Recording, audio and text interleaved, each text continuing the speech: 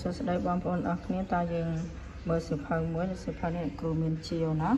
ខចៅឈៀវជានហ្នឹងគឺមានន័យថាឆ្លាក់លើទូកដើម្បីស្វែងរកដាវចាំមានរឿងហ្នឹងគឺដំណើរដល់ដូចដាច់សូមមើលទាំងអស់គ្នាណាអញ្ចឹងនៅសម័យកាលចាំកសើនៅសម័យកាលដែលច្បាំងគ្នាអញ្ចឹងណានៅឈូករិន有一个楚国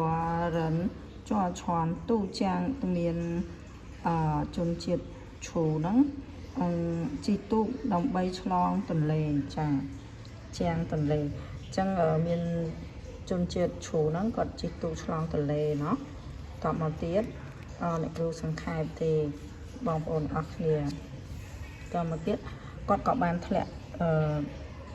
ដាវចូលទៅក្នុងទន្លេហ្នឹងតមកទៀតគាត់ក៏ឆ្លាក់កន្លែងដាវហ្នឹងគាត់ចំណាំទុកថាកន្លែងទូកគាត់ចំណាំទុកថាធ្លាក់ដាវនៅកន្លែងហ្នឹងអញ្ចឹងគាត់ឆ្លាក់គាត់ចំណាំយកកបិតអីយកមកចិត្តកន្លែងហ្នឹងថាធ្លាក់នៅកន្លែងហ្នឹងហើយគេក៏នាំគ្នាថាធ្វើកន្លែងចំណាំទៅថាធ្លាក់នៅណាអញ្ចឹងណាគាត់ថាមិនទេខ្ញុំកំណត់ហើយអញ្ចឹងបរោះហ្នឹងក៏និយាយអញ្ចឹងទៅហើយទូកហ្នឹងគាត់និយាយថាមិនបាច់ទេហើយចឹងទូកហ្នឹងក៏បើកទៅនៅពេលដែលគាត់ដល់ច្រាំងគាត់ក៏ឈប់គេក៏ឈប់ទូកហើយគាត់កន្លែងគាត់ចំណាំហ្នឹងគាត់ចុះទៅស្វែងរកដាវចាអញ្ចឹងគ្រូសូមអានឲ្យហ្នឹង船到岸边停下后楚国人立即顺着船舷上的记号下去找见可是他找了半天什么也没找到船到岸边នៅពេលដែលទូកនឹងទៅដល់ត្រៃម្ខាងហ្នឹងគាត់ក៏ឈប់停下ហោហ្នឹងក្រោយពេលឈប់ហ្នឹង